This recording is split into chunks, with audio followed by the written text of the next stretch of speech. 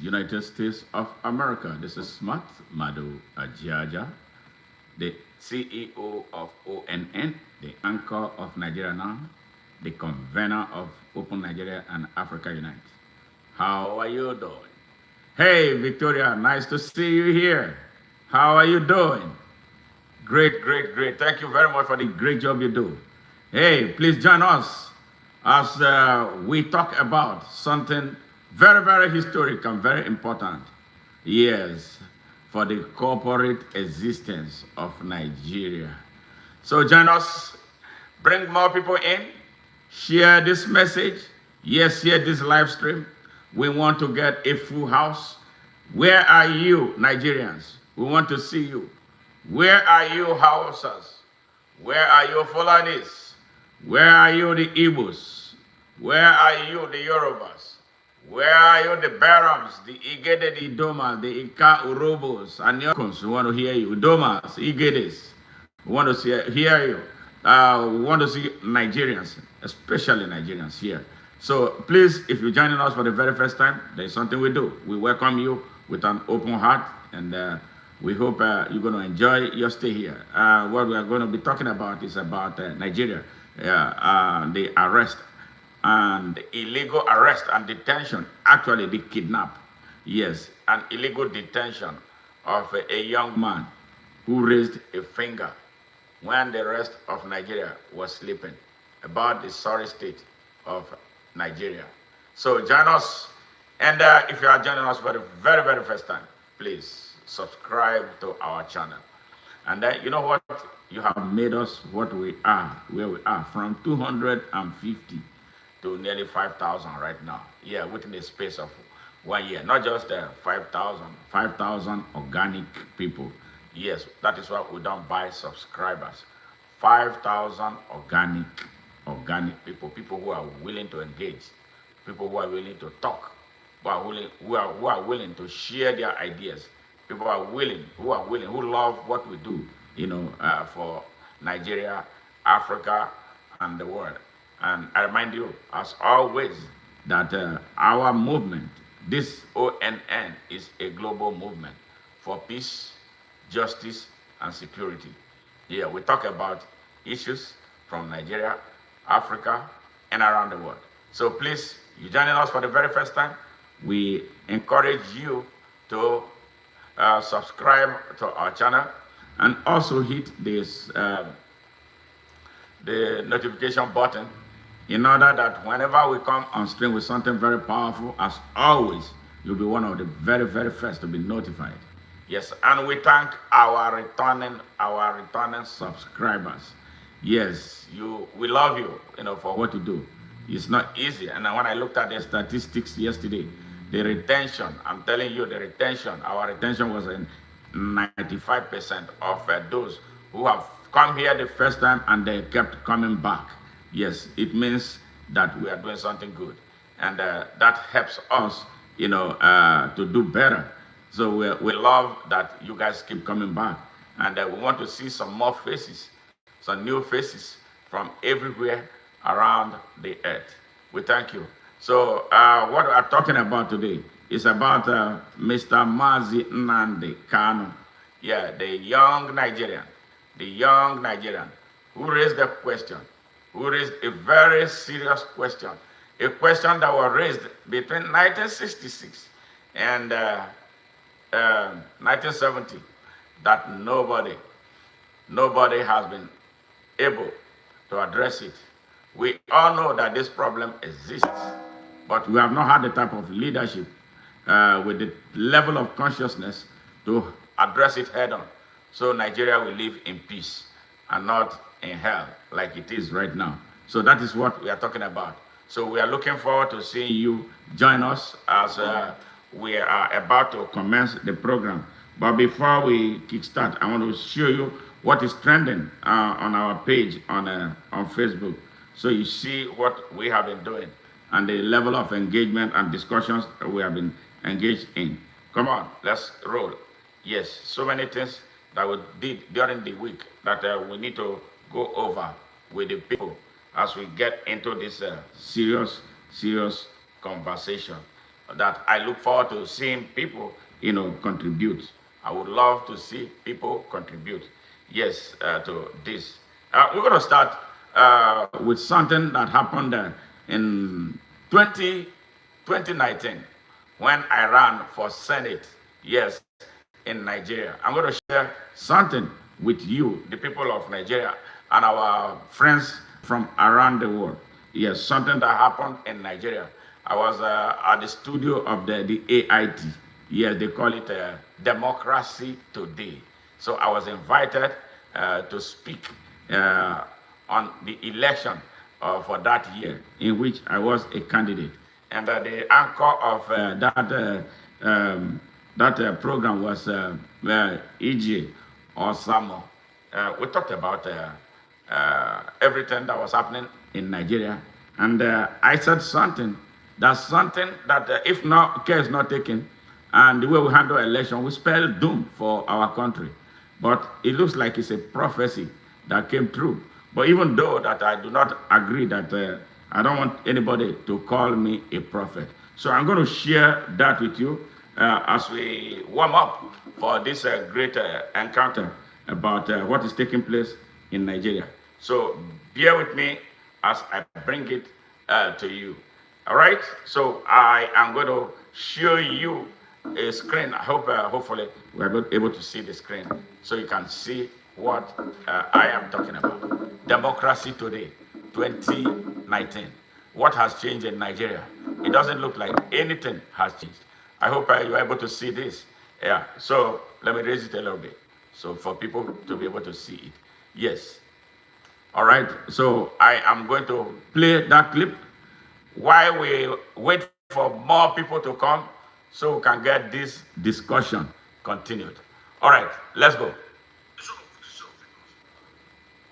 All right, I'm going to start from the beginning, where it all started.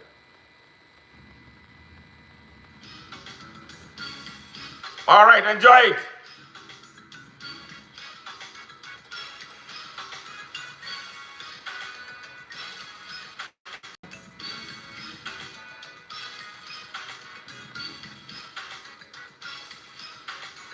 Yeah, people of Nigeria, people of the world, the people of Africa, we are here at ONN. Hello and thanks for staying with us on African Independent Television, AIT. Welcome to Democracy Today. I am Ijoma Osami.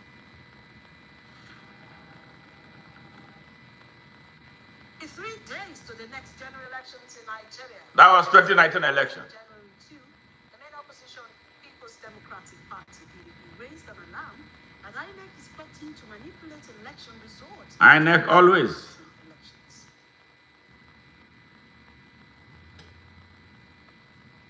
The PDP has also demanded that INEC must allow international and local observers at the situation room so that as the figures are being tallied. Why do we have to have international observers in our elections if we are serious people? While presidency are mounting pressure on INEC to drop this basic requirement that will guarantee transparency in our elections.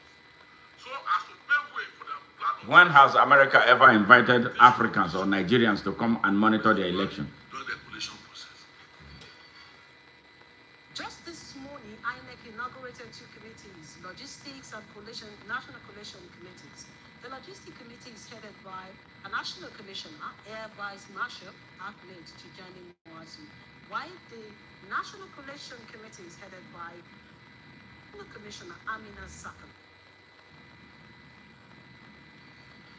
The Electoral Logistics Committee will be responsible for coordinating logistics, as well as the clearance and transportation of election materials to various locations nationwide. National Commissioner, Air Vice Marshal Ahmed Muhazu retired, Chairman. The second ad hoc committee, which is entirely internal to the Commission, it does not include external members, shall be responsible for the National Collation Center, from where results of the presidential election will be announced, as was the case in 2015.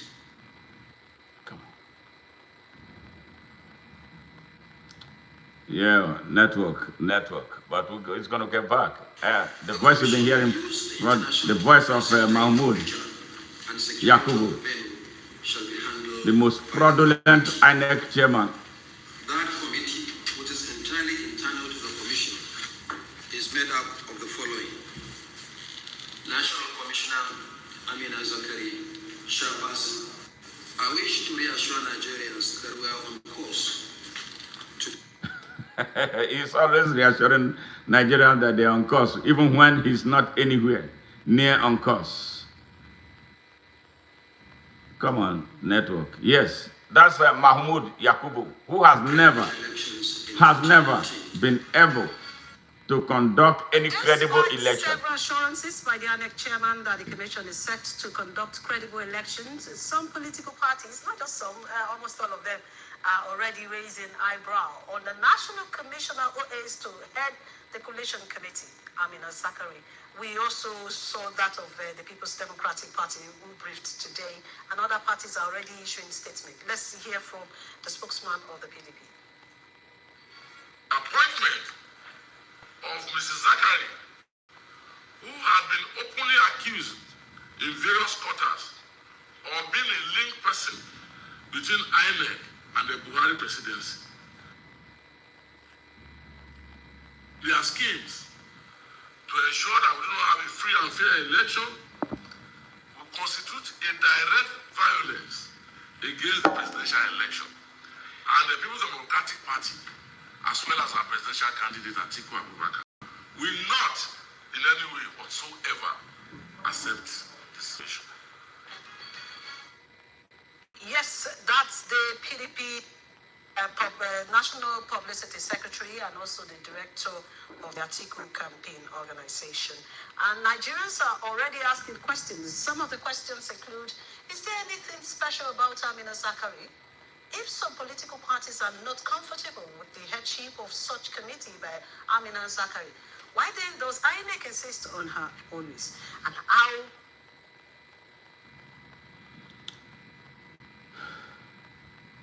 Yeah, it's just bear with us. the electoral umpire build the trust of the political parties and by extension that of Nigeria?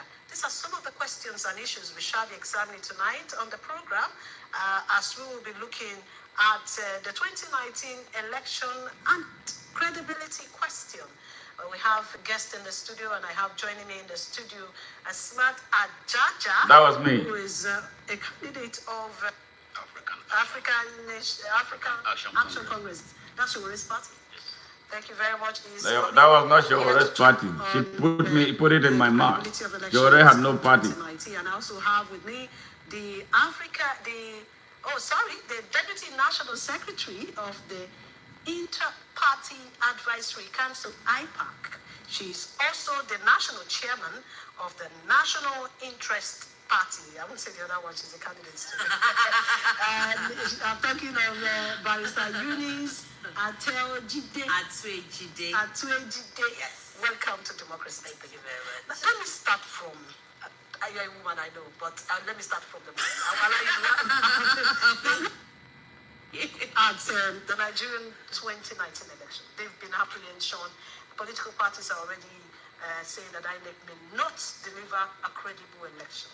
You have been And they did not. to other clients, and you're seeing how elections are conducted there. Did not. Do you think we're going And they are not going to ever deliver any credible election.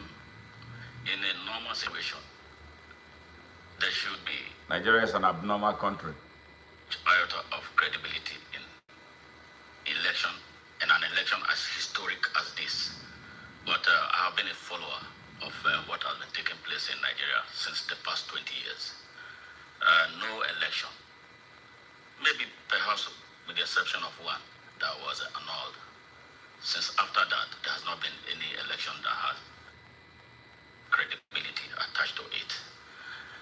The apprehension that people But you're are, talking about the late MK Abiola's yes, election? exactly, So that's the only credible election that I have Nigeria seen. The only time Nigeria conducted a successful election. The apprehension that is greeting this particular election, this election year, is so historic and so important, so strategic to the survival of Nigeria. They blew it up. And every apprehension, including me, I am very apprehensive of what is likely to take place. And that was So what the took fear place. that people are expressing are justified. But the president came up a New Year message, in one of his New Year messages, and he was advising Nigerians not to have fears, not to take fears into the election, because the election will be the freest of elections. Well, that is a reassuring statement from the president. But Terrorist President I Buhari. was a member of a political party, and Which of them? the APC. Okay, what, you are not more a member of APC? Hell no. No more a member of the party. And the reason was because of this issue of credibility. I was a front runner as an aspirant to represent Delta North. I made the party popular in Delta To State. your primaries. Yes. I withdrew because of what the dangers I saw. So I cannot be reassured entirely that this process will be really credible. But we can hold the INEC and the government up.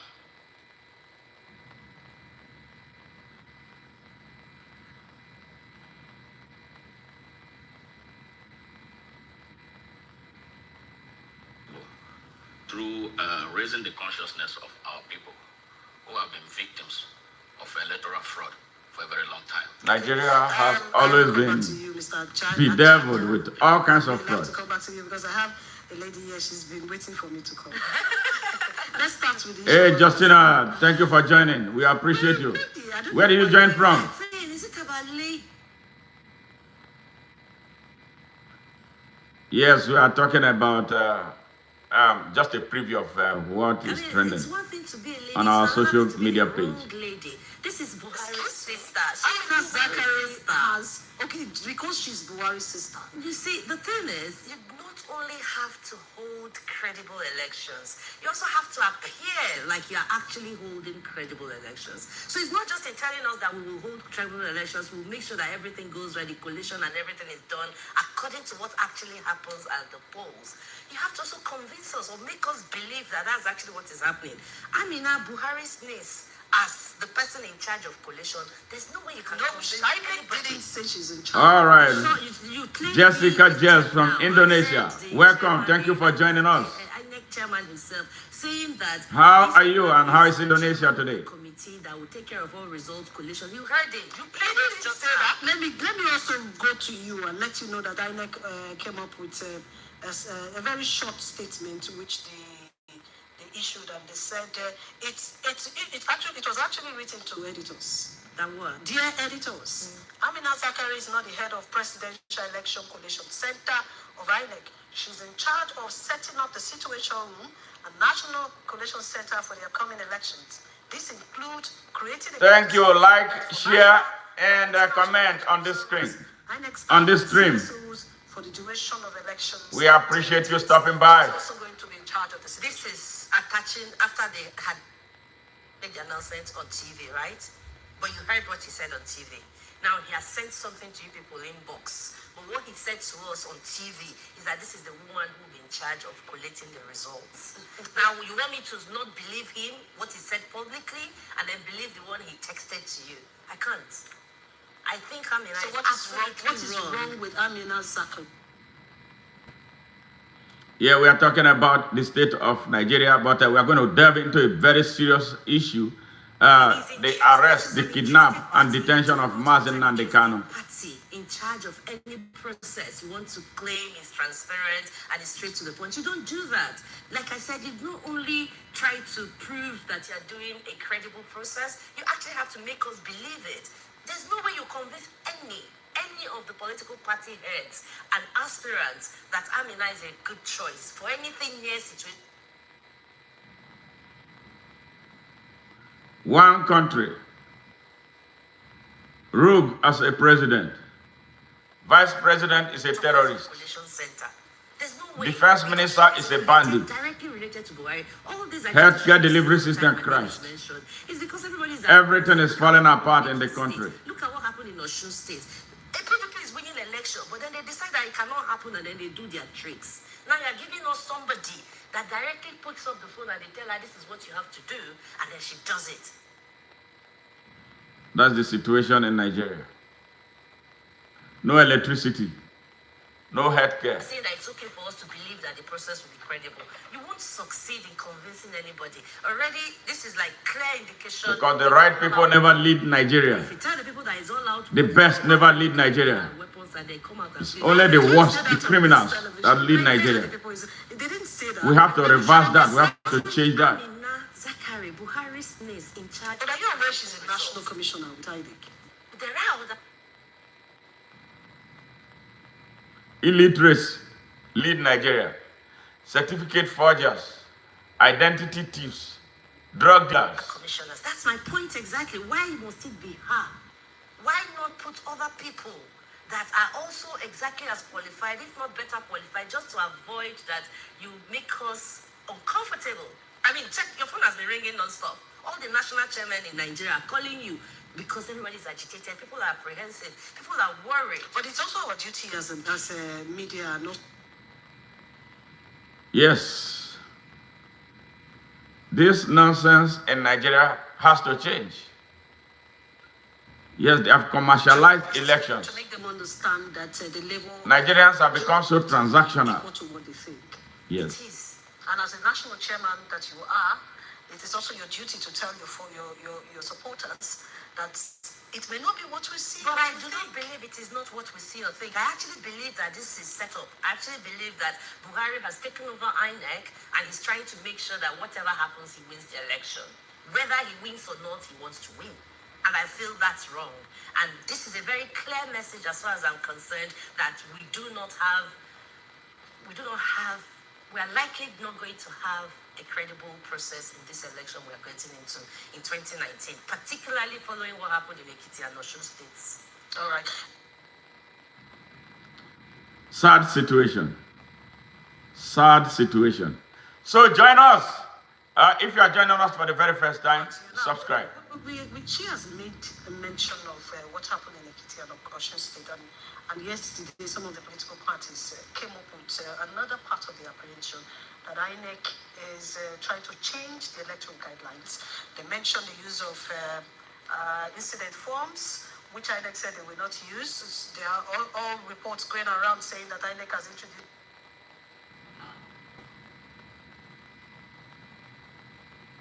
Yes. Nigerians, where are you? We want to hear you. We want to have a full house. We need to talk about the way forward for our country. Seriously. Nigeria has some of the brightest minds on earth. Transmission of results. Are we ripe enough to transmit the result electronically? Well,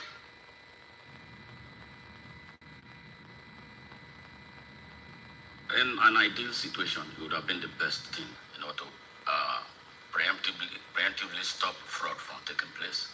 But I'm very concerned about the issue of incident report coming back because that's like a blanket check for open robbery. Open robbery? Yes. That is what it has always been. It shouldn't, because it gives room for manipulation of results before they are ever declared. So, but the same commission came out again to say that's not their plan. That they have already made public the electoral guideline. They met with political parties. In Nigeria, that we conduct an election, they release the electoral guidelines 24 hours to an election. What time would the participants have to study their guidelines?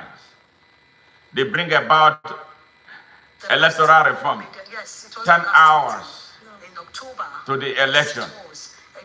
We need to end this joke. Guidelines. Yeah, Nigeria is a joke. Are going to be in the electoral guidelines. And then when you speak up, That's what they said. As far as I know, when you speak up like Nnamdi Kanu did, electoral guidelines as of now, you become there an is enemy. Information that it's And the coming, people are so unconscious we have not received it yet. And that's not to what see is causing this that their country is dying. That is how we ended where we are right now. 6 months. Nigerians, it is time for you to wake up. Work with the political parties. Everybody has to be. It's time to end this joke. So that the guidelines are actually Yes. agreed. Less than 1% of our country's population There's an electoral is holding all of us down. that INEC is And we think it is a joke. The previous one, yes. And we think it is going to go away We haven't heard without of us taking it. action. I'm promising it's coming. We must take action. Part of the process of producing it, and we are dealing with. And now is the time, not tomorrow. Do you understand? So normally, all national chairmen of political parties, maybe national chairmen and national secretaries, IPAC definitely should be involved in the process of designing and providing and producing that. Nigeria is a junkyard We are going to get an electoral because we have junk men leading the country. It's almost like a law. And you are So not where going to- are our intellectuals? Where are our high-profile professionals? Normally, there should be like Where are the young people in Nigeria whose future is in jeopardy? Why are they not waking up? Why are they not saying something? When people revolt in countries near and far, we rise up and applause for them. But right in our home, we can't stand up for our rights. We can't stand up for our country. Something is wrong with our minds. Something is wrong with our heads. And now is the time to stamp it out, whatever it is. Yeah, the people who keep us divided, that we lie behind at every election cycle. Look at what they have turned our country into. Nigerians, when are you going to wake up? This is what this whole thing is about. Everything is going according to what we discuss, what we say are the problems we do not see, we do not want to see. Incident from he promised it's not going to happen. This broadcast is about the continued illegal detention of Mazen Nnamdi Kanu, who was kidnapped by the Nigerian fake government in Kenya over 5 years ago. And they have not been able to try and successfully prosecute him. But they won't let him go. Even after courts have pronounced him innocent, discharged and acquitted him. So what is the reason for continuously holding him? That is what this broadcast is going to be about. But before that, we are running through what is trending on our page on Facebook. Nuhu Ribadu as director, field operations of the Buhari presidential campaign. Nuhu Ribadu told journalists in Yola that his efforts and that of his group is to drum up support for President Buhari. Nuhu Ribadu has proven to be a fraud. Nuhu Ribadu used to be the chairman of EFCC, and the whole of Nigeria was applauding him, not knowing that he was dealing with the man he was pronounced as the most corrupt state governor in Nigeria. Yes, that is how horrible, how terrible things have gotten in Nigeria. Nuhu Ribadu today is the country's national security advisor to the rogue president of Nigeria. Hear him. That was announced 2-3 days ago. And these organizations have come together and they are dedicating everything that they have for that presidential campaign council. The party is not going to condone any act of either sabotage or any act of anti-party or any act of picking only one candidate and saying you are working for that candidate in the APC. The People's Democratic Party, PDP in Bauchi State, has accused the All Progressives Congress of using the Nigerian police against its supporters. The accusation... Violence, fraud. They can't do... Nigerians cannot do anything right. These people were It used to be disorderly. Yes. Simple, cast your ballot. Get away. Bring out the ballots. Count it. Declare a winner. Nigerians can do it. Yes. Because rogues have hijacked the country. They have not done anything wrong to show the party they love. And so I felt so touched. Yeah, this one. Mastermind of terrorism. State governor of Bauchi State. Yes. Bola Ahmed. Bola Mohammed. Yes. Some of political reports coming from the state. We'll have more of it in our 8 o'clock news hour bulletin. Just stay with us there. Remember that you can also follow us on our social media platform. Like our page on Facebook, Democracy Today, and also follow us on our Twitter handle at Democracy Number Today. You can also follow me on my Twitter handle at EG Osamu.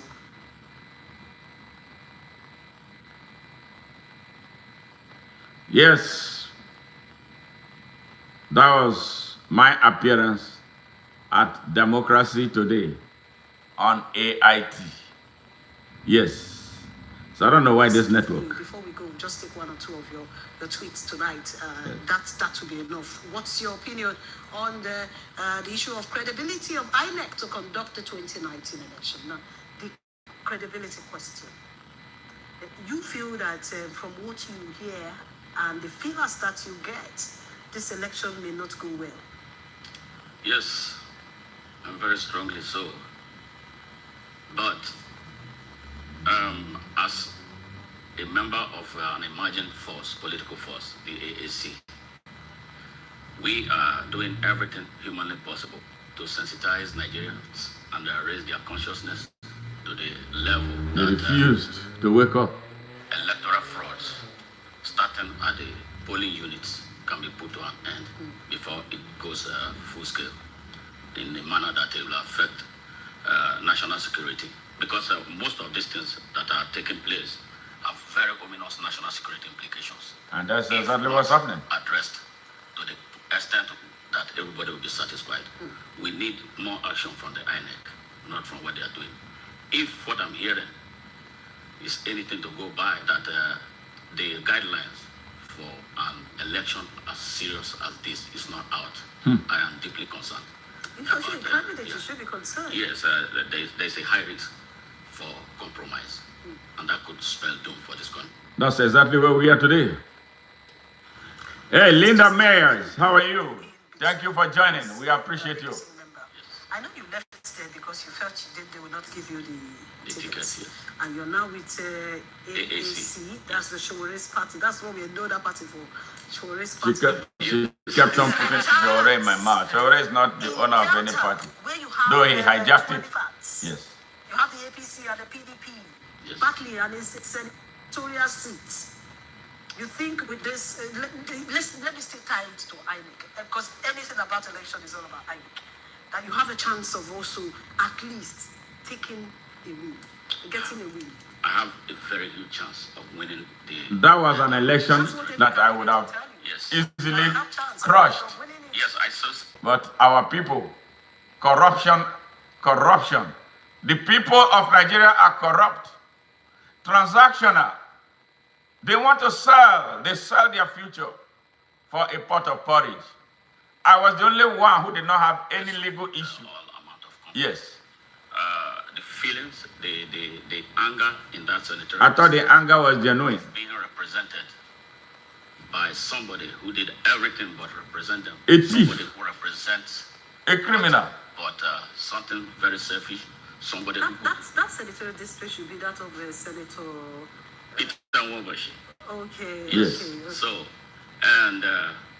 you know, when I left the APC, part of the problems we have in this country, Nigeria is The Nigerian system. confronting its intellectuals. Yes, they are scared of the intellectual. I was seen as an outsider. They because called me I don't an know American. justice. Yes. Some Coming back to Nigeria to run an election. were asking me to go back to the US. Told me to go back to your that, country. what I'm preaching is not tenable here. So I keep asking them at what Even point with I'm- the decay in everything in the country. You have been in the US and you have seen elections conducted in a very serene environment. Yes. And you are coming to be a candidate in an election that you're already afraid. Chaos. Yes, because I believe that I have something different from what Oh, you're already expressing fear. Yes, that is why I am doing my best to ensure that our people stop these things before they happen. We're That talking is to the wrong honesty people. that it The will- people were never ready and still are not ready. Yeah. Why are you afraid of 2019 election? I'm not afraid of 2019 The body election, seems and I'm to be sure the afraid. IPAC body is not afraid of 2019 election. We just want to help.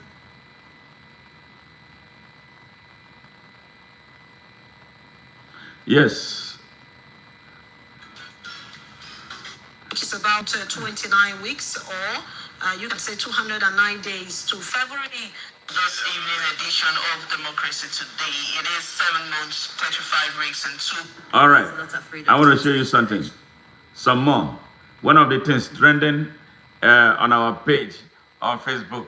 Bola Ahmed Tinubu asking Nigerians in the diaspora to return home because Nigeria is rising Where is Nigeria rising to? With just a few days ago, over 56 people were murdered. Yes, and over just another, like, was it yesterday or Dangote struck? Yeah, another idiot holding Nigeria hostage. His trucks has killed thousands of Nigerians, and nobody does anything. And he's so insensitive that whenever it happens, he never shows concerns for members of families of the victims of his trucks that he acquired through backhand trading. Yes, he purchased over how many trucks belonging to the government of Nigeria at below market value because he has insiders. Now they have successfully handed over the country's entire economy to him. He's now in charge of oil. Yes, and a part of a strategic design to hijack Nigeria. They are having their way. Bola Ahmed Tinubu telling Nigerians to return to Nigeria. Nigerians abroad. Who is going to Nigeria? To do what? How are you going to start? And where are you going to start from? No electricity, no hospitals, no educational system, nothing to support life in Nigeria. Thousands are dying on daily basis. Yes, every day as I speak right now, I am broke, flat broke from helping people in Nigeria who cannot afford food. And you are telling us to come back. I think this is high on his usual heroin. Sad about that. Now, again, let's move up to see. Grown-up bearded men spending the day discussing soccer. Yeah, let's talk about this. But the world is in flames. And you talking soccer? Yes. Not Nigerian soccer, not African soccer, European soccer. Yes, they spend a lot of time. Do you see them? They spend a lot of time analyzing European soccer. Yes, at the expense of standing up for their country. They will contribute money. The elites will fly to London to watch Man United, to watch Chelsea. Yes. Yes. Yes. Hey, Dems. Adam, how are you? How are you? And our women are busy sitting in massage parlors. Yes. Extending their nails. Yes. I don't know who they want. Who don't want to scratch? Who are they wanting to scratch? Yes. So that is the problem. So we have derailed.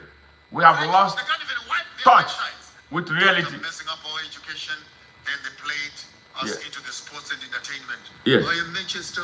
Hey, I am Tottenham Spain. Yes. Hey, I am Real Madrid. Real Madrid. I am Liverpool. Yes. I am what? Nobody is talking about the African club sides. They are not talking about Haifas of Guinea. They are not talking about Asante Kotoko. They are not talking about anymore about Enugu Rangers. No Bender Insurance. My definition of soccer, 60 million Mental slavery. who badly need exercise, Yes. watching 22 men who badly need rest. Yes. You spend your money and your time on stupid sports. Hear them? It's crazy. Now, I'll show you something. I'm going to show you some more. There's one that I really needed to hear. Democracy in Nigeria. Hear for yourself. Go and cooperate with the Speaker, other members of the House of Assembly of Kogi State, and the part of those that will support Governor Ahmed Usman Ododo. That's democracy in Nigeria you are seeing. This guy speaking stole the whole country's, he was the state governor of Kogi State in Nigeria. He stole everything in the state's coffer. Everything. Yes. Even if you don't understand, call your brother here. Call him. Say, they hear something like this, which is the way. Whatever he tells you, Yeah. whatever Okana tells you, follow it to the letter. Are you getting my point? Follow it to the letter. You know our culture. who is another assembly member? You know, you know our culture. Very well. You serve under. Culture of fraud, culture of looting, culture of stealing. You serve under me currently, before I left and currently serving. You know our culture. People that tell them well. Can you hear him? This is a criminal that is supposed to be behind bars. You see this? Some people are outside now. They just they hear. They hear. They know hear. They just say, why it was making them happy and they're clapping. Wow. They wish to be inside here now. Wow. It's better to be inside here. And we're looking for the. Can you hear? This is Nigeria. Yeah. How will Nigeria progress with this type of people in charge of the country? How will Nigeria progress? Yes. Is it not sad? All right, Nigerians, our listeners from around the world. Now let us go into the real issue. Why we are here today? Why we are gathered here today? Is at the instance of a young man. His name is Nnamdi Kanu. He is a Biafran agitator. He was forced into agitation, not because he wanted to be that. He was a Nigerian, great Nigerian, who lived in the UK years before he became inspired. And he started by asking a question. Why is Nigeria not working for everybody? Yes. Why is Nigeria not working for everybody? Sorry, honey, thank you very much. Have a very good smile. Yes. Yes. Why is Nigeria not working for everybody? Why is Nigeria working for some people and it's not working for everybody? Why does Nigeria work for people from some tribes and it's not working for every tribe in Nigeria?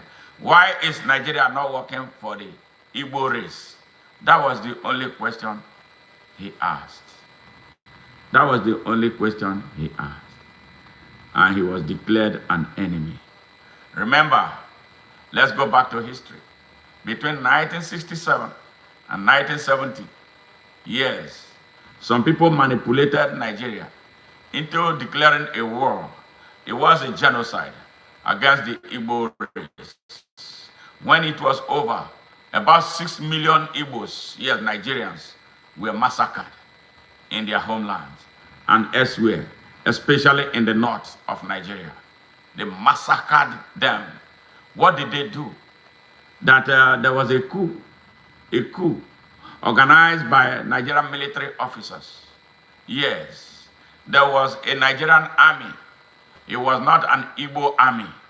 Yes, a coup took place to address a situation that was about to happen to the country.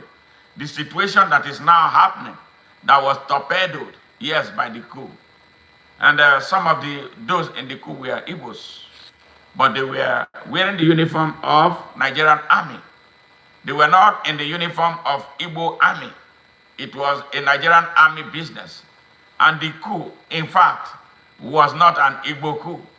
The corrupt media in Nigeria, driven by men fueled by hate, anti-Igbo, Igbophobic media owners, coined it and turned it into an Igbo military coup. And for that reason, every Igbo man became culpable and a subject of destruction. That was how Nigeria, yes, was manipulated by the same people who have been the descendant of the same people now, who have been manipulating Nigeria, yes, and destroying Nigeria. The people who have set Nigeria on fire, their ancestors set the Nigeria fire that is raging everywhere now. They massacred the Igbos using Nigeria's military might, backed by Imperial Europe, involving France, yes, Britain, yes, and everywhere. The European, Imperial European Empire is their representative, jumped on the Igbos, What do they want so that they could gain control of Nigeria's oil and other mineral resources? Yes, for that number of years, they pummeled and destroyed one race, and they call it arrogantly a civil war. How will you call a genocide a civil war? But that's what they did. Yes, Ojukwu was a military officer at the time, serving in Kanu. In fact, that coup that took place was not a successful coup at the end of the day. It took two Igbo men, yes, Ojukwu and Aguiyi Ironsi, to convince the officers to drop the idea of the coup. They surrendered and were arrested. Yes, they came to Lagos, were arrested. Some died. Yes, but these criminals in Nigeria, with access to the media, will not let go of the Igbo narrative, yes, that they attach to it. And for them, since then, it has been this stigma on the whole of Igbos. Yes, not just those who are soldiers. And for that reason, Igbos were denied access to opportunities to being Nigerians and are enjoying the promises of Nigeria. They were kicked to the curb. Yes, they killed them in the north like flies.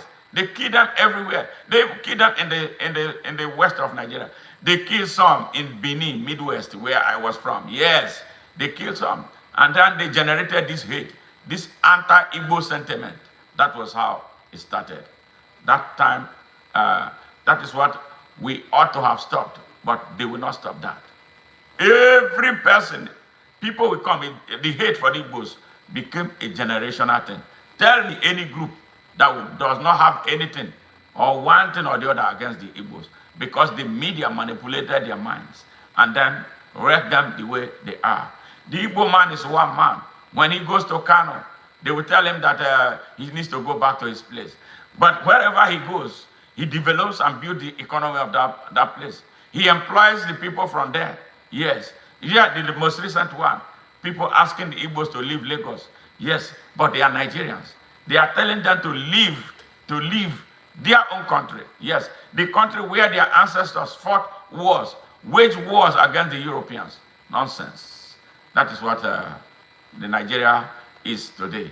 And that is the reason Nigeria is not moving forward. Nigeria without Igbo is a dead Nigeria. That is the reason Nigeria has been struggling. And then they massacred these people for 3 years. And then they decided that, okay, it was over. When they said it was over, they declared reconstruction, reintegration, and whatever, the other one it was. But did that take place? No. The Igbos were never reintegrated into Nigeria. Yes, never. They subjugated them. They sidelined them. At the end of the genocide, every Igbo man who had a bank account, even though he was a billionaire, was given how much? 20 pounds to start life again. Can you imagine somebody who was a millionaire already? You are giving him 20 pounds. They treated them like vassals. They treated them like a conquered people, even though they said that there was no victor, no vanquish. Yes, that is the sad story of Nigeria. That is the wickedness of the Nigerian system. Yes, and it is still raging. It is still raging. Ojukwu was forced into declaring a war in self-defense of his people. Yes, he expended a lot of time, a lot of energy, and a lot of his father's money to prosecute a war. Yeah, they put the worst economic blockade that killed over 1 million children. They didn't care. It was a genocide. They were out to massacre the people. So when in 1970, then they said it ended, and Ojukwu moved and went to Ivory Coast on exile. And then they said they wanted to bring back Nigeria together. They had this array of scientists, Igbo scientists, who did wonders, who built wonders, who converted palm oil into aviation fuel. And you think that a real Nigeria, a Nigeria that is desirous of growing and developing, we assembled these scientists for the good of Nigeria? No, they dispersed them. They abandoned them. Yes, yes. Thank you very much. Thank you very much. Yes, Monday, Oko, we appreciate your presence here. Get more people involved there. And let me say this. If you are joining us for the very first time, please subscribe to our channel, comment. Don't be afraid. You may not have to agree with everything that we say. Even if you vary with us, put it in writing. We address it. Yes, if you're a Nigerian, you must know this history, because they never told you the history of Nigeria. That is why they removed history from the from academic curriculum. Yes, thank you very much, Monday from Lagos. So that the young people of Nigeria will remain idiots. But what they fail to teach you in class, we are willing to teach you here at ONN. And that is why we vary. We are not scared of anybody. We must tell the story the way it is. So when it was over, the Igbos put themselves together with 20 pounds each. With 20 pounds each. And they say, Chima, how are you? Great to see you. Great to see you. All right. So this is your first time. I hope you don't leave without subscribing to our channel. And subscribe and invite more people as this is going on. The reason we are talking about, what we are talking about has to do with Nnamdi Kanu. Why are they still holding him? Even after the courts have declared him, found him not guilty and discharged and accused him and acquitted him. Why are they still holding him? But I'm running you through history because a lot of young people, including young Igbos, don't know the history of what has taken place before now and the way Nigeria is going. So you need history to be able to plan. You need history to understand who you are. You need history to arm yourself against those who will lie. Be like little children. Yeah, like they talk down the Igbos. You need history in self-defense against the oppressors of Nigeria. You need history to fight this battle, this Armageddon that is coming to hit Nigeria. You need it. Everybody needs it. Every Nigerian needs it. Igbo, Yoruba, Hausa. Yes, Hausa is another group of people that have been subjugated 221 years. We must let them go. We must do whatever we can to set them free. And that is what this whole thing is about. So, years after Ojukwu left the scene, the agitation for Biafra did not go away. And the reason is because Biafra and the liberation of the Igbo race is a spiritual thing. It is an ideology. It's a time that has come that must be respected and acknowledged. Yes, Nigeria has not done justice. Just like the things that created the war, they are still with us. They are still with us. What has changed? Yes, what has changed? How many Igbos are in the Nigerian army? How many of them are in the Nigerian civil service? How many of them hold command positions in Nigerian armed forces? Even if they throw some at sometimes, they throw it at those who will lick their asses, not because they are the most qualified Igbos. Yes, in a country that is desirous of growing and developing, you subjugate Nigeria. Those who have the mental, the argument based on what we know about them, that these are the people who can make things happen from nothing. I would think that we would employ them as Nigerians to drive critical sectors of the country's economy. But no, because they are Igbos. They don't want to. I was in a meeting, an online meeting, 4 years ago. Yes, 4 years ago. And then this meeting was supposed to be for all Nigerians. The young lady who organized the meeting she lives in the UK. She approached me and said, oh, because of what we see you do, we would love you to be a part of this. I did not know that she was trying to organize a group of people for a criminal, Yahya Bello, who said he wanted to be president of Nigeria. I played along, right? Like I'm a fool. There was another young man in the UK.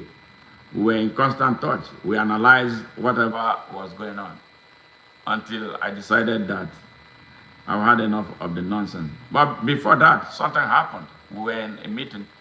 This young man, I think he's from Sokoto or whatever state of the so-called north of Nigeria. I don't know why he got so confident talking to me about the Igbos, that they have reached an agreement that no Igbo man will ever rule Nigeria. Yes, he said it to me. Aminu was his name. He said no Igbo man will ever rule Nigeria. That their ancestors have already handed that down to them, and that they will continue to drive that message of hate. I said, really? No Igbo man can rule Nigeria, but what did the Igbos do? And why did you feel so confident talking to me that no Igbo man can rule Nigeria? Do you know if I'm an Igbo man? What made he say, oh, you are from Delta? We have no problem with the people from Delta. I said, really? And then you are a Nigerian? I said, no, you cannot be a Nigerian. This is the depth, how deep the hate for the Igbos in Nigeria is. It's deep, very deep. I fight a lot of battles on behalf of the Igbos every day. Every day. Every day I am fighting for the Igbos. Much more than the man who is an Igbo is fighting, because the Igbo man today is scared. The Igbo man of today is afraid. Why? Because he wants to keep his business. Why? Because he wants to keep his small position as a political appointee. People like Ngige, you see them, they will kill the Igbos, he will keep quiet. Yes, David Umahi, they will kill the Igbos, he will keep quiet. Yes, Hope Uzodema, they will massacre the Igbo. In fact, he invited them to Imo to massacre the Igbo. They are massacred, they are killing them as we speak. Yes, they won't do anything. Mba of Enugu State, what is he doing? Soludo, Anambra, are you hearing his pronouncement, right? Igbo man, the Igbo political elite and the business elite, they are all idiots. Very stupid. Yes. They will kill their people. They will trade off of their people. They don't understand their position in Nigeria. Joe Igbokwe, yeah, in Lagos. Yes. They are the ones. Yes. You see, the Igbos in the National Assembly, what are they doing? And this is the reason why I question those people we see in great numbers carrying a Biafran flags whenever there's a protest. So now, how do you vote? And vote these idiots into power. Biafran flag carrying Igbos who come out in millions chanting Biafra, Biafra, Biafra. But when Nigeria decide to vote, you vote for criminals. Is it that you don't vote at all, or what happened? How did Uzodinma come to power? For real. How did Soludo come to power? How did Dave Umahi come to power? And the one that succeeded him. How did Mba come to power? We find Ugwai, how did he come to power? Whenever they come to power, they turn their backs on the Igbos. They are aliens to the Igbo. So, Ndi Igbo, Kefe Patrona,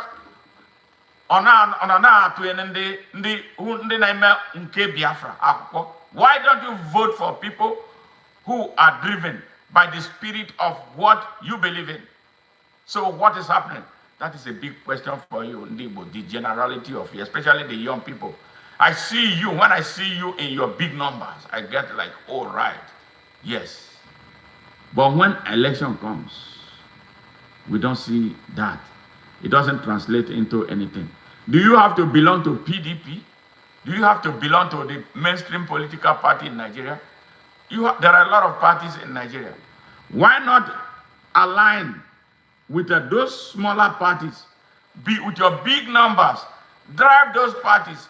Elect those who care about the Igbo race as your representatives. So that when they go to the National Assembly, as they are there, they don't go there to sell out like what you have today. Those in the Senate and then those in the National Assembly will sell out. I hope. You hear what they are doing now? Bola Ahmed Tinubu. I hear say there are Ndibo and I join it in Bola Ahmed Tinubu in 2027. Amadioha. Shago Onyango no Onyibo na tuana Bola Ahmed Tinubu 2027. If 2027 ever comes.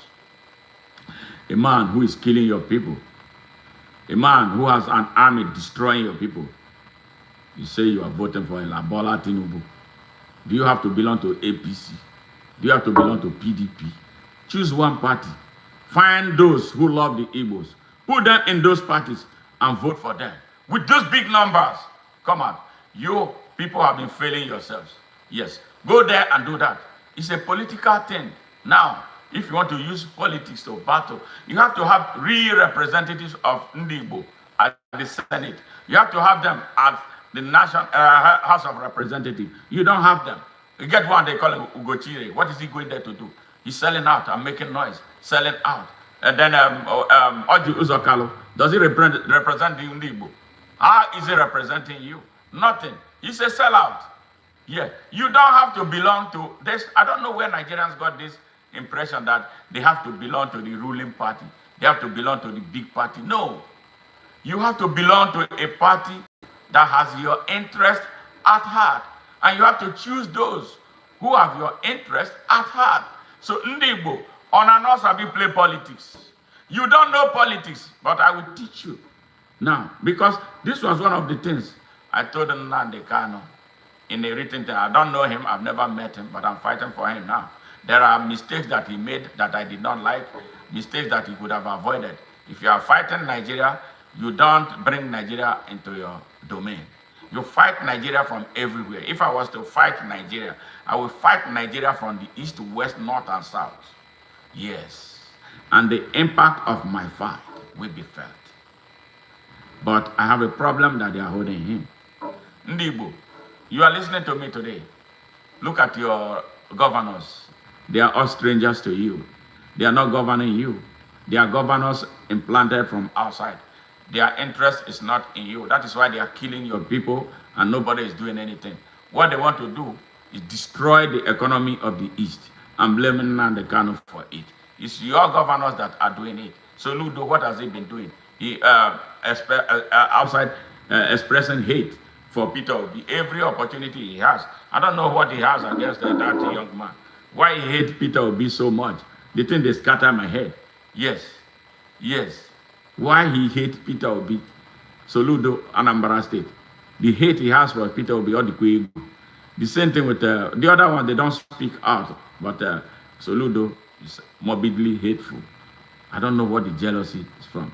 They are from the same state. Peter Obi was a governor in that state. Not because I support Peter Obi. I don't like the kind of politics he's playing because it's in a bad neighborhood as we speak. I've advised him, get out of the den of terrorists. You have no business being there. Go and build Labour Party. Mend fences with them and correct yourself if you want to be president. Seriously. I think he has a chance, a better chance, not being with Atiku or El-Rufai. Yeah, those who hate you. And they did not say it in a hiding place. They said it openly. And you are playing with them. It will finish you. I hope he understands. And all people who are listening to me here, who are close to him, we share this message enough. Yes, another thing, share our message. Share this message. Even Igbo. Start sharing this message now. So more people will hear it and run with it. Yes, we want Nigerians, the whole of Nigeria, to hear our message. So what is cooking right now is this. Before I forget. You saw the other day, was it 2 weeks ago?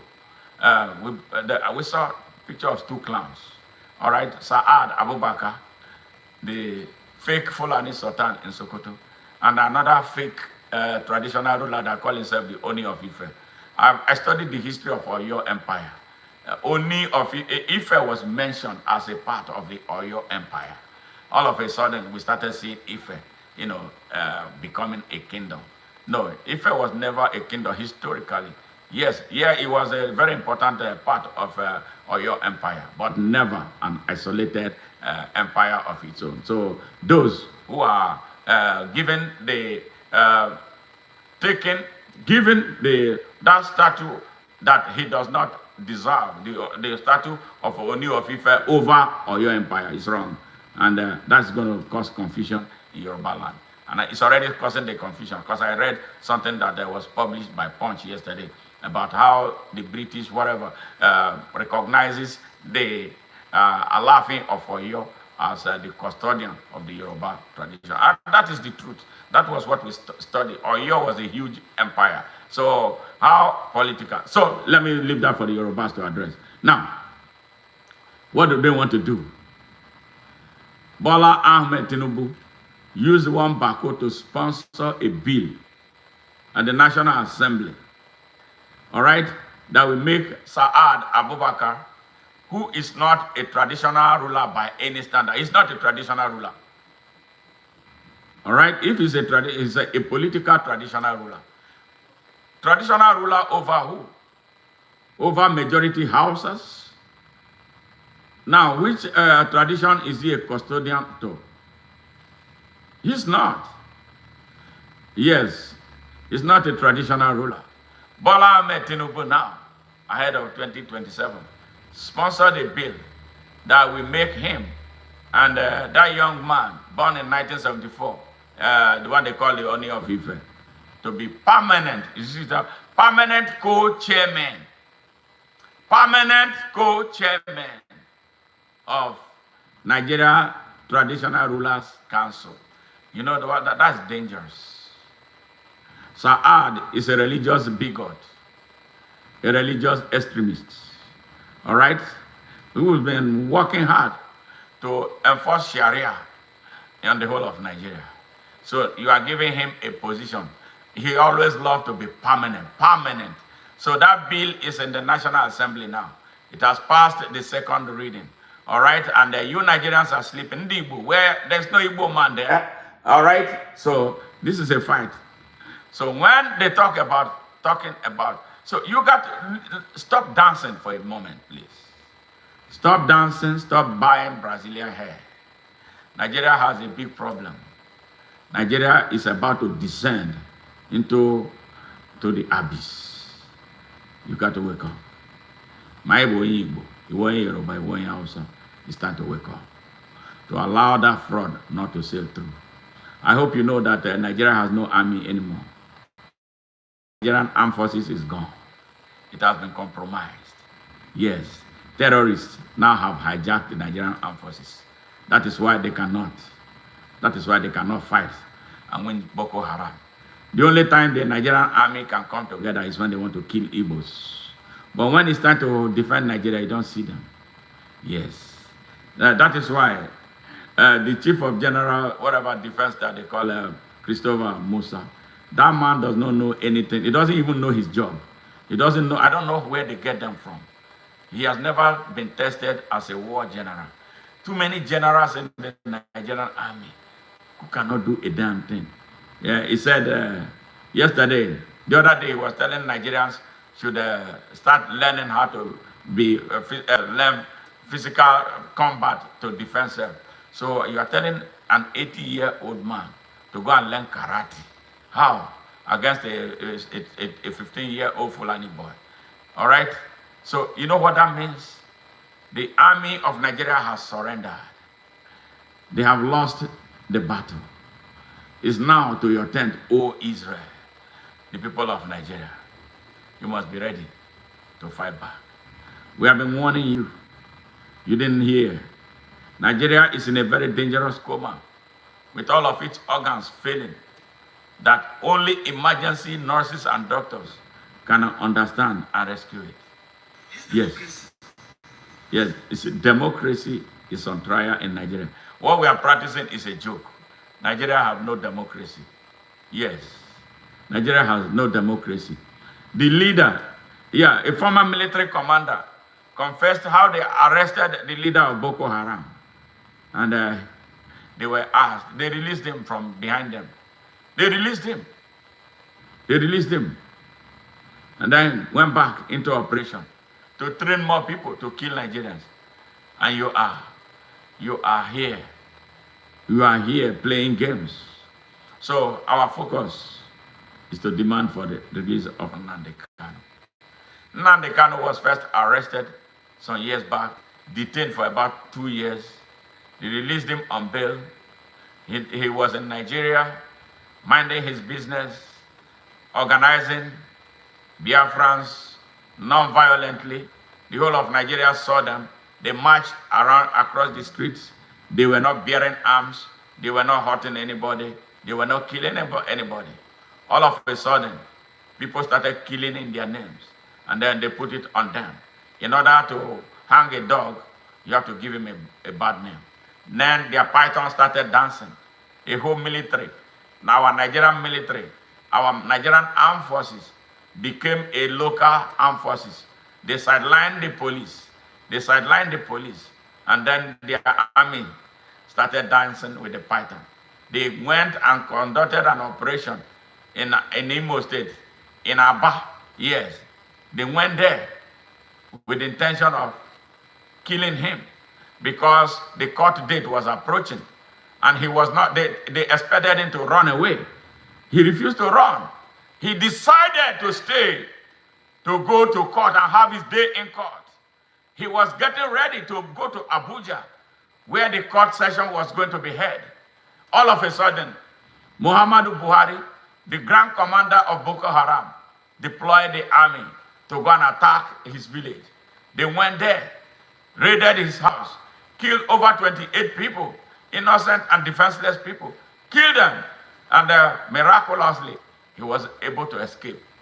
And that was how they declared him wanted, that he ran away, he jumped bail. Nigeria is a lying country, great country, driven by liars, driven by evil men. That is the story of Nnamdi Kanu. He never ran. He never ran on purpose. They created the siege, yes, to make it look like he ran away.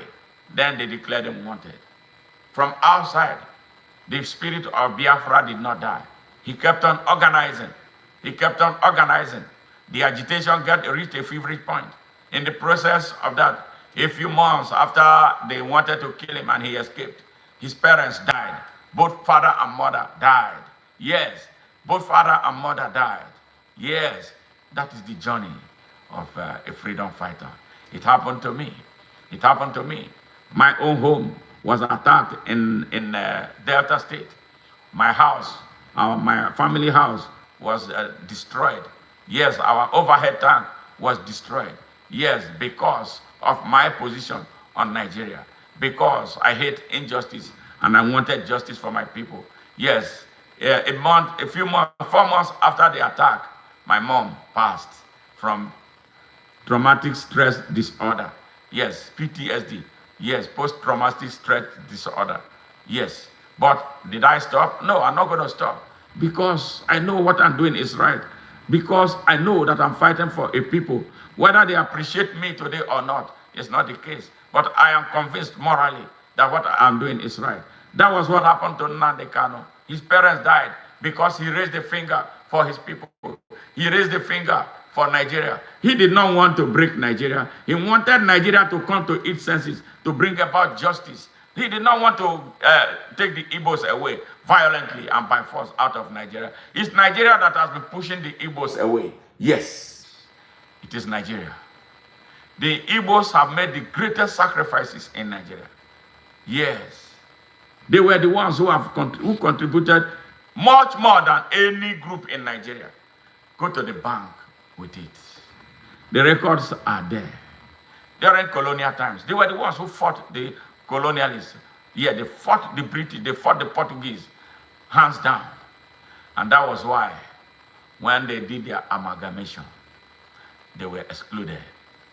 Because they knew that they were one people who would ask a question. That was why they turned to the Fulanis.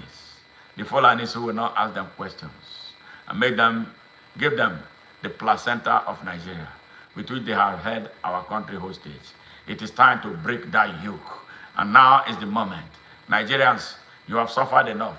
You cannot say you don't know enough of the history right now, even if it was not written. But now we are speaking it to you. Wake up, get up and stand up. Nigeria is failing because the country is not balanced. Nigeria is failing because the country has been made to be so unjust. Nigeria is failing because a critical part of Nigeria is not in the mainstream of Nigeria. Nigeria is failing because the outside people have been subjugated since independence. In addition to the subjugation since 1805, when their land was invaded by Osman Dan Fodio and his violent soldiers, in the name of a jihad that has nothing to do with God, but economics, politics, and finance. Nigerians, where are you? I am calling on you. We must unite in this call to have Nnamdi Kanu released. Because the problem with Nigeria is this: when it's happening to one person, it's that person's business. It's not the whole of Nigeria's business. We can't build a country like that. I've lived in the United States for 29 years. When there's a problem in the United States, it is not regionalized. It is not made that particular state's issue. It is made an American problem. And the solution to it has to be an American solution. Check it out. When there is any disaster in the United States, you see workers, rescue workers pouring in from states across the United States. But what happened to Nigeria? Yes, we know the truth, but we don't want to speak it. And it's only the truth that will set Nigeria free. Nigeria is a lie. Nigeria is a fraud. Nigeria is not a country. Because the founding fathers were not prepared to build a country. They were most interested in holding their own people in captivity. Yes, the Yorubas were held by Awolowo in captivity. There's one they called the North was held in captivity by Ahmadu Bello. Yes, the East was not held in captivity because they have a Republican spirit. Nnamdi Azikiwe was the only one, even with his own flaws, that was ready to build a nation. But he was sabotaged by the other ones who did not want to build a nation. And from then on, when their time came to pass, the next generation of leaders got worse with tribalism, regional and religious nationalism, to put the Nigeria on a trajectory of destruction. Yes, progressive and violent destruction. That is why we are where we are today. That is why our educational system is not working. That is why our healthcare delivery system is not working. That is why our infrastructures are all lying prostrate. Yes, that is why we have been living in darkness. Nigeria does not have electricity to drive its own economy. That is why we have been at loggerhead with ourselves.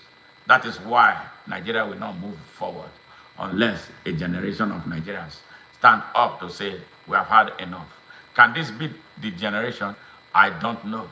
Yes, can they change with the way they have been acting? I don't know.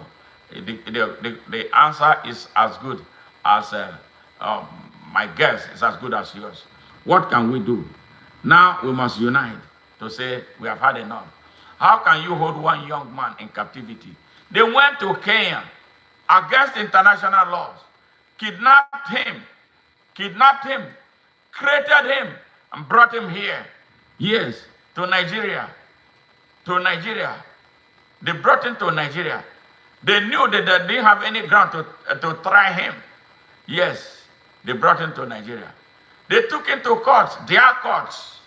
Yes, ruled against them. We don't have the local standing to try a case of this magnitude. Discharged and acquitted.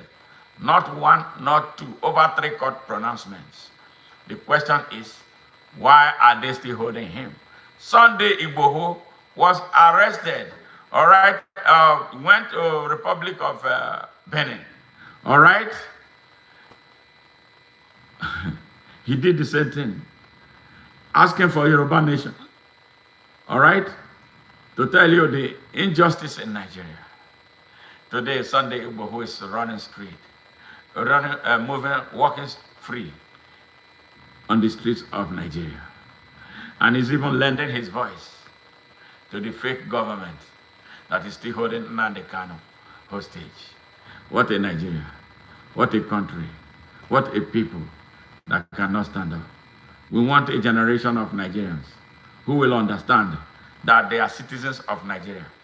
Citizens who can go to the east and be whatever they want to be. They can go to Lagos, be whatever they want to be. They can go to Kano, stay there and be whatever they want to be. They can go to anywhere and be the Nigerians. knowing fully well that they have rights to the citizenship of Nigeria, in addition to their basic human rights. Yes, that is the Nigeria that we want. So we want urgently need a critical mass of critically conscious and patriotic Nigerians to work and take down the Nigerian system that has been holding the country down from advancing and from growing and developing and from being a true nation, yet that it is destined to be. A nation that the whole of Africa look up to. But right now, a nation in tatters. Nigeria is failing. Nigeria is crumbling. And we cannot afford to fold our arms.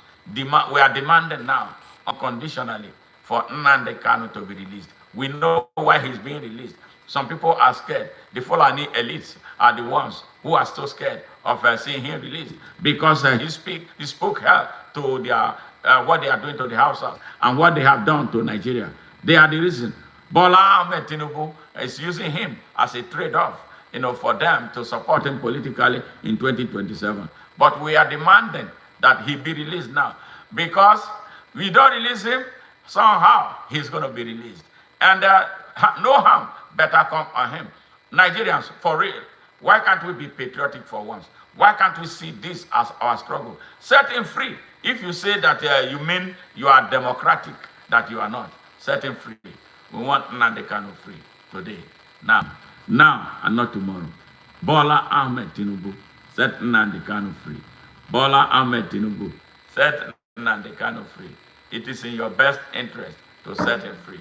Yes, we demand with audacity. We are not begging for his release because the Igbos have begged more than enough. They drag a nearly 90-something-year-old man, Ambassador Amechi, to come and beg Buhari in Abuja to let this man go. He did not let him go. So, Ndi Igbo, for real, you go back home and advise yourself. Look at your politicians, the ones misrepresenting you today. Ask them this question. How dare we have our brother in detention for this long, over 4 years right now? Yes. And the courts have pronounced him discharged and acquitted. And you are there sitting comfortably with those who do not want him released. And we don't hear you make any noise in the National Assembly. Now, as they are talking about another election, which I don't want an election for Nigeria. Because this democracy is a joke in Nigeria. We are far from it. Nigeria does not have a democracy. We want, what will save Nigeria is a revolution. Nigeria is overripe for a revolution. But the people are divided. The people who are oppressing you are using hunger to divide you. Because they know you love food. They don't go those food. The Nigerian people are more desperate about food than anything right now. Yes, that is the pathology. And they understand your psyche, that you cannot come together. I am telling you now that the people that you think are representing you, they are the true enemies of Nigeria. They are your enemies. They are the enemies of your children and the enemies of unborn generations of Nigerians that you must stand up against. Now is the time. We demand the release of Nnamdi Kanu. He did nothing. He did absolutely nothing. What did he do? Raise a finger. He has a right. Every man got a right to decide his destiny. Yes, basic human rights that we have. Right to our life. Right to choice. Right to freedom of expression, which he did. Right to freedom of association. Right to worship. And right to self-determination. All these rights are entrenched in the Constitution of Nigeria, in the United Nations Charter, and in the Charter of African Charter of Human Rights. So where is the violation? What did he do wrong? What did he do wrong? He called his people to action. All he did was a call to action, like I'm calling the whole of Nigeria to action. Wake up, the people of Nigeria. Set yourselves free. But these people are not willing to let you go. You must do it by any means necessary. That's what it is right now. By all means necessary. The people of Nigeria, set yourselves free. The Hausa people, you must unite. Hausa people, you must unite. Set yourselves free. Set yourselves free. You have been subjugated for 221 years. Yes, you should not take any more. Your ancestors were subjugated, enslaved, deprived. 30 million young, innocent, and defenseless Hausa children are in the streets across Nigeria when they are supposed to be in school. But we have state governors from 10 states in the north of Nigeria that collect money from the federation account every month. They have state budget. They budget for education. What do they do with their budget? They pocket them and target the Hausa people for destruction. They send their own children to schools abroad, but they deny Hausa children access to education. That is a national emergency. That is an emergency that the Hausa people must rise up to address now and not tomorrow. Unite and be part of Nigeria. They have lied to you that they are your brothers in the same religion. If they are truly your brothers, they won't be killing you. If they are truly your brothers, they won't be raping your women. If they are truly your brothers, they won't be imposing taxation on your farmers. They won't be denying your farmers access to their farms. They won't reduce you to egg maker, tea maker, shoe shiners, and street barbers with crude instruments. Now, the Hausa people, you must wake up. Now, the Hausa people, you must wake up. Now, the Hausa people, it's time you woke up. This is the minute. Unite with the rest of Nigeria. Come into the Nigerian mainstream as Nigerians and stop hiding in the shadows of your oppressors. Get out of their shadows. Come and assert your citizenship of Nigeria. Yes. Yes. We want to see justice in Nigeria. You see the coalition they are building in Nigeria. The dead on arrival coalition. How daring these criminals are. They are building a coalition. People with blood in their hands. I'm talking about El-Rufai. I'm talking about Aminu Tambuwa. I'm talking about Abubakar Atiku. I'm talking about Amechi Rotimi. I'm talking about David Mark. I'm talking about the rest of them. Criminals cannot advance a pathway to the liberation of Nigeria. Those who held Nigeria hostage at one point or the other in history cannot be the champion of Nigeria's liberation. So I warn you very sternly about the ADC party. I tell you this, all the terrorists who are driving the APC are moving into the ADC. The reason is this. They want to maintain their stranglehold on Nigeria. And to Brother Peter Obi, I warn you again. Brother Peter Obi, I warn you again. Brother Peter Obi, I warn you again. Brother Peter Obi, I warn you again. You are in a bad neighborhood. You are in a bad neighborhood. I don't care how desperately you want to be president of Nigeria. You are in a bad neighborhood. If you truly want to be president of Nigeria, you have no business aligning with terrorists who have masterminded the killing of our people. Yes, you have no business with them. Peter Obi, get out of that bad neighborhood. Yes, you have no business with Atiku. You have no business with the Tambuwa. You have no business with the Nasiru El-Rufai. Yes, you have no business with the Amechi. Yeah, you have no business with all of them. If what they say to you, about you is anything to go by, it looks like you were clean. But your joining criminals will make you unclean. You will come out with a bloody nose.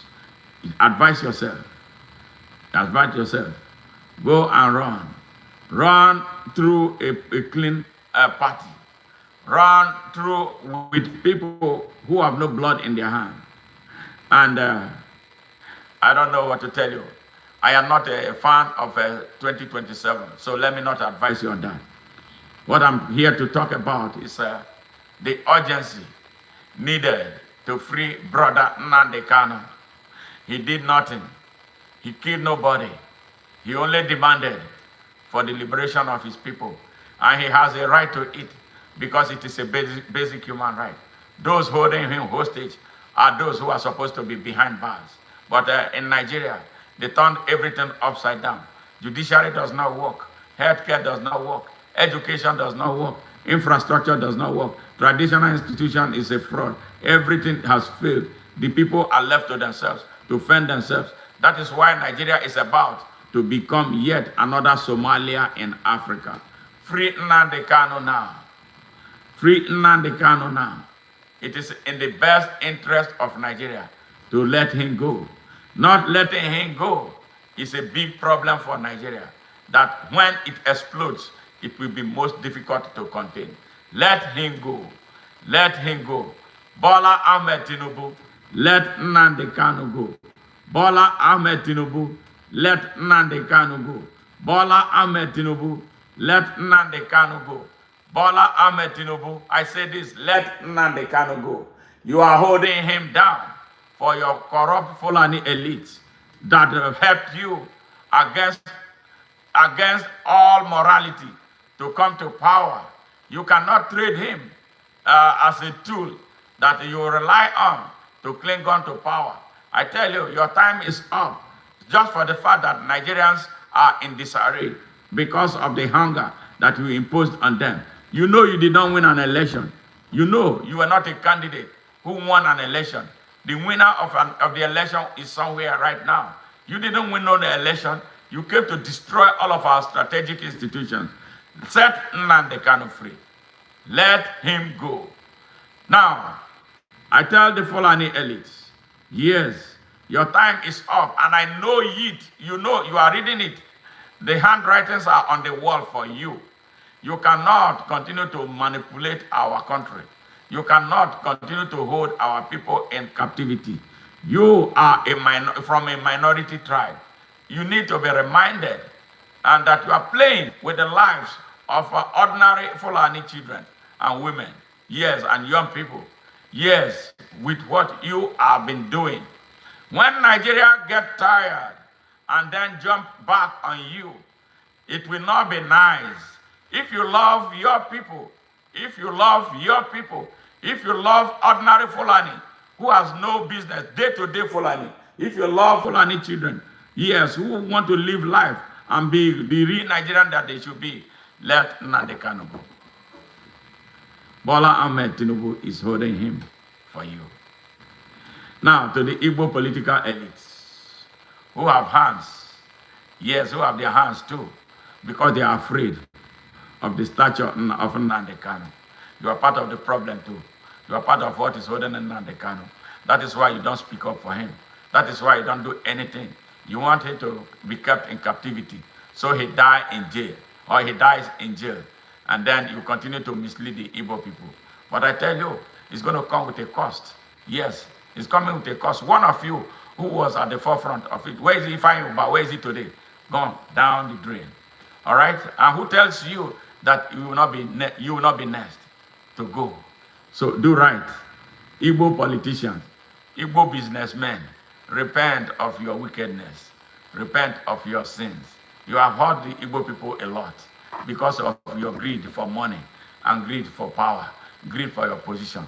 You join hands with the enemies of Nigeria to humiliate the Igbo race, to destabilize their region. Shame on all of you. Look at what is happening in Okigwe. It took my intervention to bring it to the fore for the whole world to see. Yeah, the Nigerian mainstream media, ever corrupt, see it and they don't do anything. All they do, tell us Bola Tinubu did that, Bola Tinubu did this. Yes, and then because the media has been compromised. The media of Nigeria is not a media for the people of Nigeria. You have to have so much money to be able to buy the media, into the media, for you to express your opinion. Yes, the media of Nigeria cannot handle me. Yes, they won't allow me to come and speak the truth that I am speaking here. That was why I decided to build my own media. Yes, you want to fight Babylon, you have to have your own media. Yes, this is sad for us. And this is the reason why I call on you, if you are a Nigerian who have not subscribed to our channel, please do so. We established this channel strategically to save Nigeria, save Africa, and bring the truth to the people of the world about what is happening around them.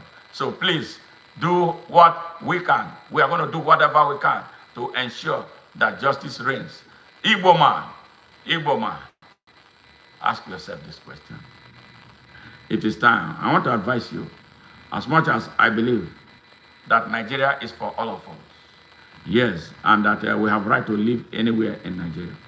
Since you have become a target for destruction, I was in 1991.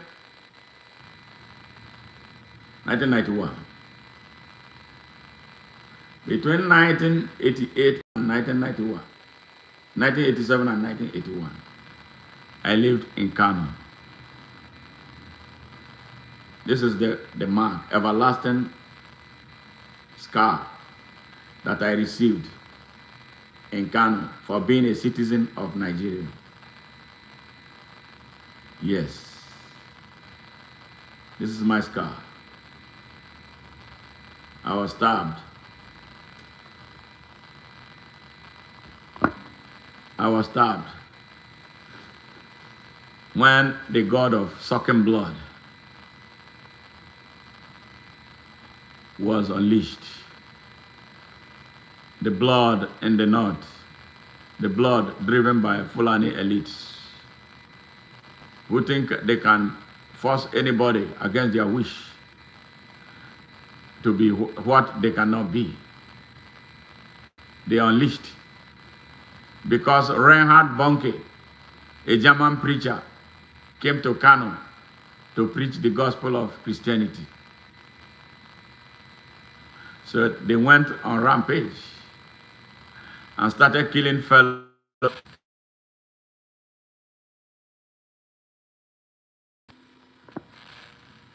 They went on rampage and started killing. Yes.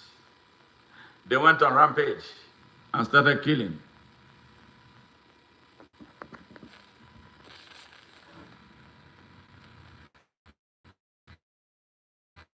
All right. You don't come to my channel to come and talk stupid. All right, so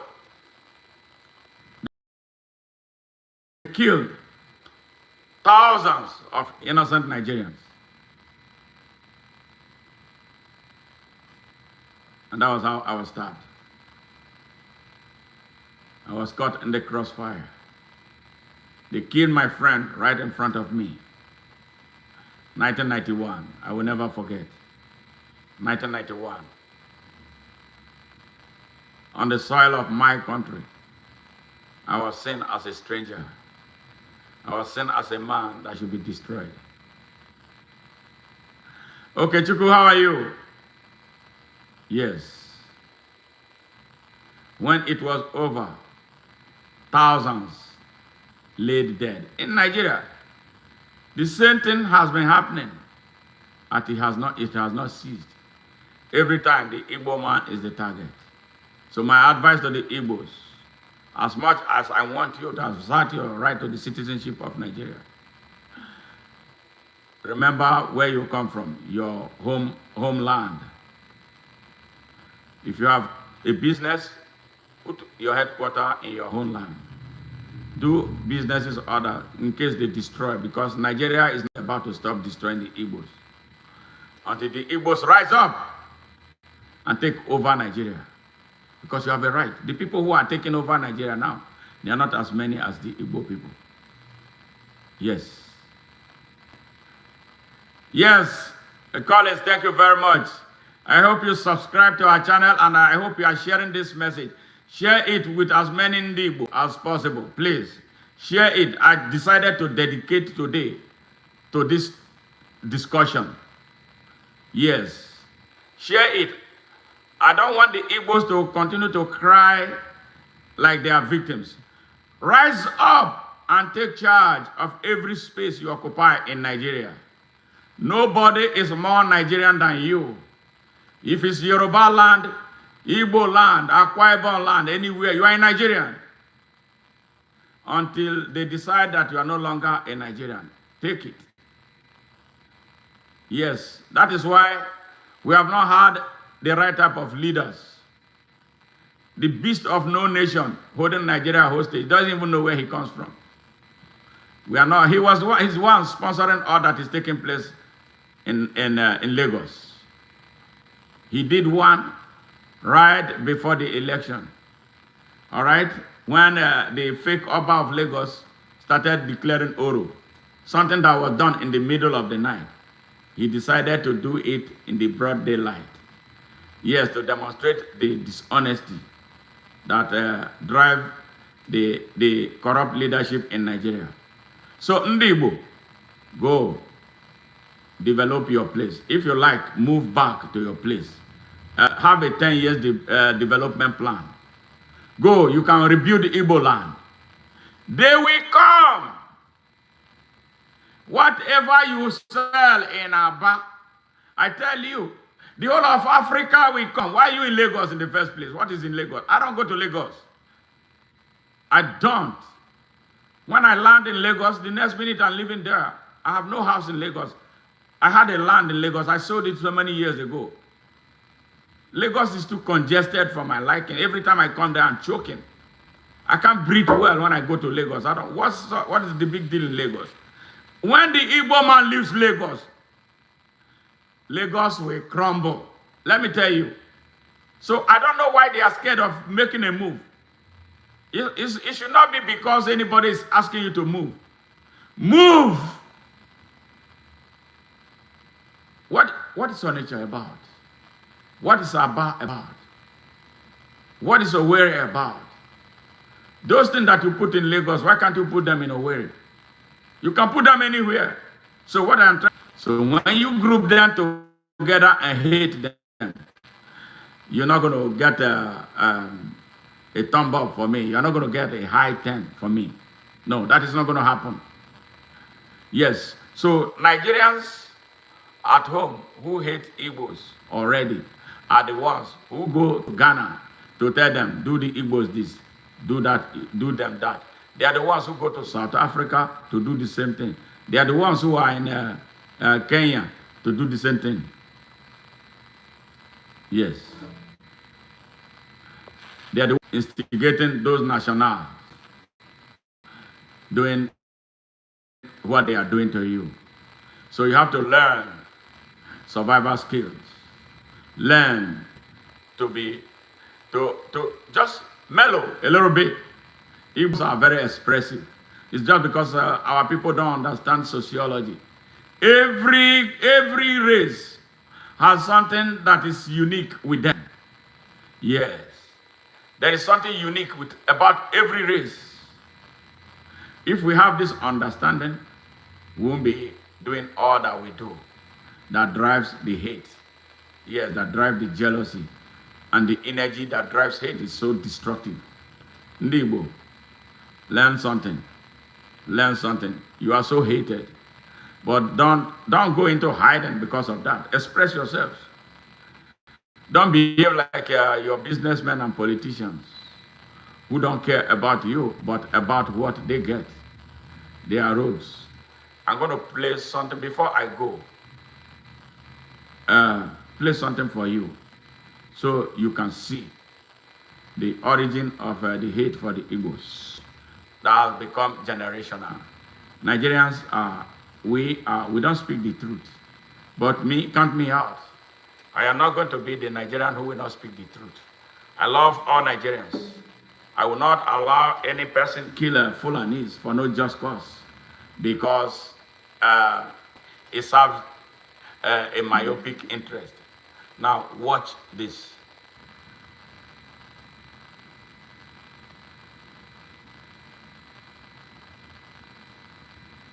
Just wait, let it load.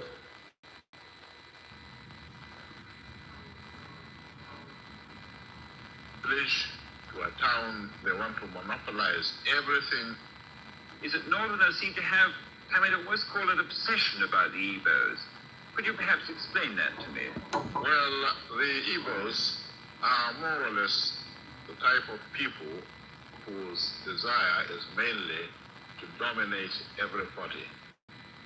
If they go to a village to a town, they want to monopolize everything in that area. If you put them in a labor camp as a laborer, within a year they will try to emerge as headman of that camp, and so on. Well, in the past, our people were not alive to their responsibilities, because you can see from our northernization policy that in 1952, when I came here, there weren't 10 northerners in our civil service here. Then I tried to have it northernized, and now all important posts are being held by northerners. Is this policy of filling all key posts in the north solely with northerners and not with other Nigerians a temporary or permanent one? In actual fact, what it is a northerner first. If you can't get a northerner, then we take an expatriate like yourself on contract. If we can't, then we can employ another Nigerian, but on contract too. This is going to be permanent, I should say, for as far as I can foresee. Because it will be rather dangerous to see the number of boys who are now turning from all our learning institutions coming out with having no work to do. I'm sure whichever government of the day might be, it will feel rather embarrassed, and it might even lead to bloodshed. Doesn't this damage the idea, sir, of all people in all regions in Nigeria being fellow citizens of one country?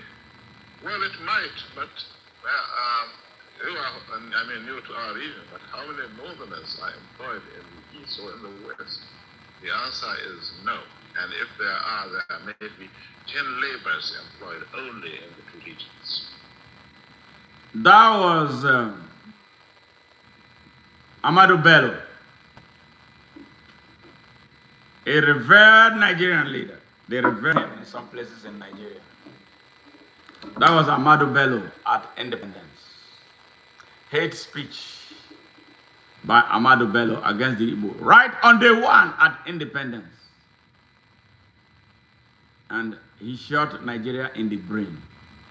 Did you hear him? That the Igbos would dominate everything. How? Where has the Igbos dominated? The Igbos come to a community, they take that community as their place, they build houses there, they build their businesses there, they serve the community, grow the community's economy, provide access to job opportunities to the indigenes of those communities. Yes. And they go home once in a year, Christmas, because they love to spend Christmas at home. That is the Igbo man. So how long do they spend in their hometowns? Maybe a few days in a year for those who do business. That has been their lifestyle. They are itinerant people. They are mostly business people. They make things out of nothing. Now, look at what Ahmadu Bello said about them. They will never invade any community violently. They don't come with AK-47, RPGs, and others. They don't come and want to seize their land, rape the people and kidnap the indigents, rob them for anything. If they want to buy, they approach the owners, willing buyers, willing sellers. Deal is done, and they own properties, and then maintain their properties, contribute to their quota to development of those various communities. Now, what is bad in that? Am I not here in the United States?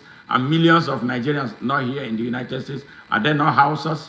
Are there not Fulanis? Are there not Yorubas? Are there not Igbos here? Who is troubling them? Nobody. You know what? We are teaching the world something very dangerous.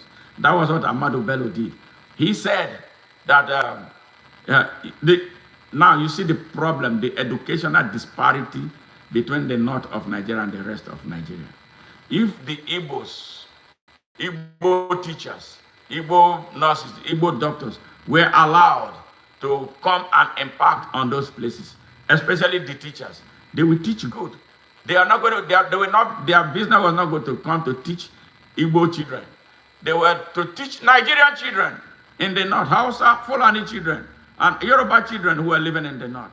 But they said no, they don't want that. They will prefer the half-baked ones that they were not able to teach. And that is why they continue to struggle educationally Yes, because the right teachers don't teach them.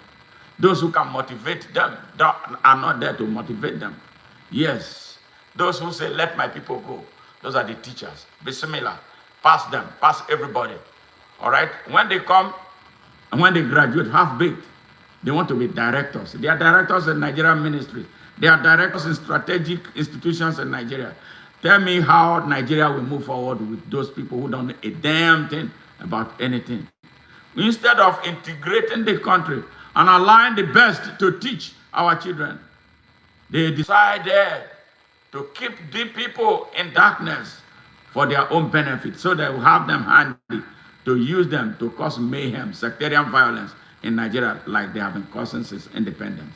And then when he said that if they had to employ people, they will employ expatriates first. You mean they will employ a white man first before they employ a black man? Yes, in a black man's country. All right? And that's what it is. It's so sad. And they asked him, how soon does he think it's going to end? He said he didn't see it ending in a foreseeable future. And then the man asked him another question. Don't you think this policy negates the people's citizenship of Nigeria? He didn't care. He did not care. And then he asked a stupid question. How many Igbos, how many Hausas, or people, Northerners, were employed elsewhere in Nigeria? When you discourage them from going to school, and will somebody who is making tea become a teacher, become an engineer? No, it's not possible. So when they go to places like that, they will naturally find themselves where they belong. Yes, according to their levels of competency. These people think we are stupid. And that's how they set the country back for 64 years, going to 65 years. We have had enough of that. These are the critical questions Nnamdi Kanu raised. Those are the questions Odumogu Ojukwu raised that still has not been answered. The problem of imbalance in Nigeria. Who is going to address it? It is only me, you, and all of us who will rise, yes, as conscious citizens who are prepared to build a genuine nation, yes, that will make it happen. And it lies before us right now. Because the country is teetering out of existence. Our country is violently eroding, yes, out of existence. It is only me and you that can save Nigeria. With this, we come to the end of this program. We thank all those who took their time to be part of it. And we hope that you share this message. And for those who have not subscribed or did not subscribe during the process of this sermon, please do so before you leave, because we want to see you back again. And our new welcomers, please, we sincerely, openly, and deeply welcome you to be part of the ONN movement. Thank you very much. And our returning visitors and all those who have supported us financially one way or the other through super thanks and through gift, we thank you. And if you are willing to share anything with us, please feel free to do so, because we need resources to expand our message and reach many people and reach the whole of the world. And in no distant time from what we are seeing, the trajectory that we are seeing, we are going to be celebrating the first 1 million views of our channel that started just in 2020. We are at 925,000 people right now. So I'm looking like in the next couple of months we'll be hitting the 1 million mark, which is a huge milestone that we are going to celebrate. And we can't do it. We couldn't have gotten there without you. Thank you very much, Bende Visaji. Hey, one love, one love. I love you guys. I love you guys. Thank you. I appreciate you, Brenda, and all our those who took their time off to be part of this program. All right, we look forward to seeing you in our next stream.